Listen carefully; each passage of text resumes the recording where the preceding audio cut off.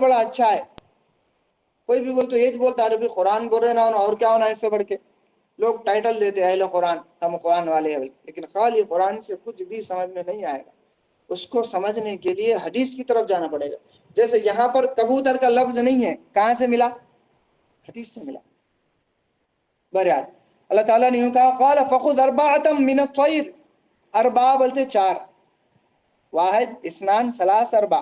اربع مانے چار، 40 کو اربعین بولتے، ٹھیک ہے، چار مانے اربع. قال فخذ اربعۃ من الطیر. طیر مانے پرندہ، ہوا میں اڑتا پرندہ. طیارے کو طیارہ اسی لیے بولتے ہیں کہ وہ ہوا میں اڑتا ہے، اسی مناسبت سے اس کا نام طیارہ رکھے عربی. طیر مانے پرندہ. اللہ نے یوں کہا قال فخذ اربعۃ من الطیر، چار پرندوں کو لے لو اور ان کی پرورش کرو. مراقبے میں بات چل رہی ہے سر. اللہ نے یوں کہا کہ ابراہیم چار پرندوں کو لو، اپنے پاس پالو، ان کو دانہ ڈالو، ان کو کھلاؤ پلاؤ. جب دانہ ڈالتے ہیں، کھلاتے ہیں، پلاتے ہیں تو جانور مانوس ہو جاتا. کیا ہو جاتا؟ جانور مانوس ہو جاتا، محبت ہو جاتی جانور کو انسان سے. چنانچہ جو لوگ بھینسا پالنے والے ان کو جا کر کے دیکھیے، جیسا ہی آدمی گھر میں آئے گا بھینس آواز نکالتی ہے. کیوں؟ انسیت ہو جاتی ہے. کتا پالو، جیسا ہی آدمی گھر میں آیا کتا بھاگ لیتے جا کے استقبال کرے گا. کیوں؟ کھلا رہا پلا رہا نا، انسیت ہو جاتی ہے. یہ انسیت ہونے کے لیے اللہ نے یوں کہا کہ پالو، کھلاؤ پلاؤ، پرورش کرو. پھر اس کے بعد کیا ہوا انشاءاللہ میں آئندہ ہفتے میں بتاؤں گا، چونکہ ہمارے پاس اذان کا وقت ہو گیا. مؤذن صاحب میری صورت کو دیکھ رہے ہیں کہ کب ختم کر دے بول کے. ٹھیک ہے، اذان کا وقت ہو گیا. ہمارا ٹائم بھی 7:30 سے 8 بجے تک کا ہے، 8 بج گئے. انشاءاللہ مزید کیا ہے میں آئندہ ہفتے کو بتاؤں گا. آپ حضرات سے درخواست ہے کہ آپ ضرور تشریف لائیں اور دوسروں کو بھی لے کر آئیں. جی ڈائریکٹر صاحب، محترم محسن صاحب. جزاک اللہ خیر مولانا. بے خطر کود پڑا آتش نمرود میں عشق، عقل ہے محو تماشائے لب و بام ابھی. آج بھی ہو اگر جو ابراہیم کا ایمان پیدا، آگ کر سکتی ہے انداز گلستاں پیدا. ابھی ہم مولانا سے ابراہیم علیہ السلام کی سیرت بڑے بہترین انداز میں سماعت فرما رہے تھے، اور اس کے مختلف پہلو قرآن کی آیات سے سماعت فرما رہے تھے. اس موضوع پہ اگر کسی کا کوئی سوال ہے تو کر سکتے ہیں.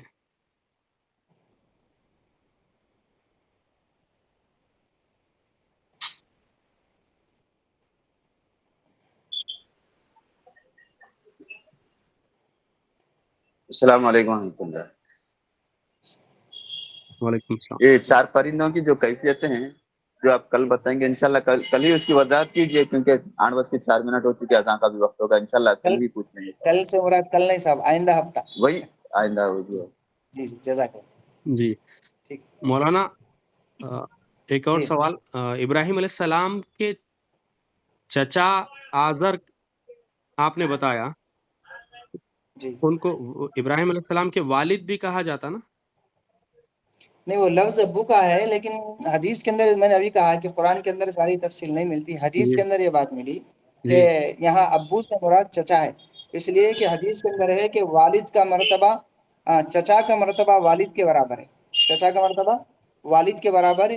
اس لیے اللہ نے یہاں پر ابو کا لفظ لا کر کے مطلب یہ کہ چچا ہے یہاں پر، وہاں پر مراد ابو کا لفظ استعمال کر کے بتلایا کہ اس سے مراد چچا ہی ہے. چچا کا لیکن مرتبہ سیرت کی والد کے کتاب برابر، چچا کے مرتبہ والد کے برابر، خالہ کا مرتبہ ماں کے برابر، یہ حدیث کے اندر ہے. تو اس کی مناسبت سے اس طرح بتلایا گیا ہے. جی کیونکہ معتبر سیرت کی کتابوں میں والد کا بھی ذکر کیا گیا ہے. مختلف روایتیں ہیں، لیکن راجح قول یہی ہے کہ اس سے مراد چچا ہے.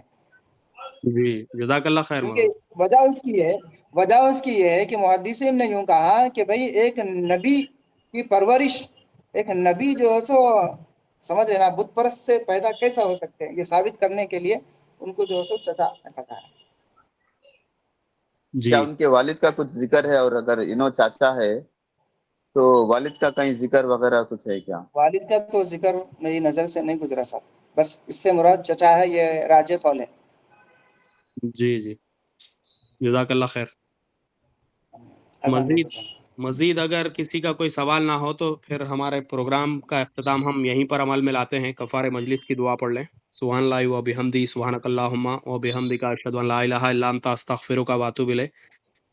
سبھی احباب کا اور مولانا کا ہم شکریہ ادا کرتے ہیں اس پروگرام میں شرکت کے لیے. جزاک اللہ خیر. السلام علیکم.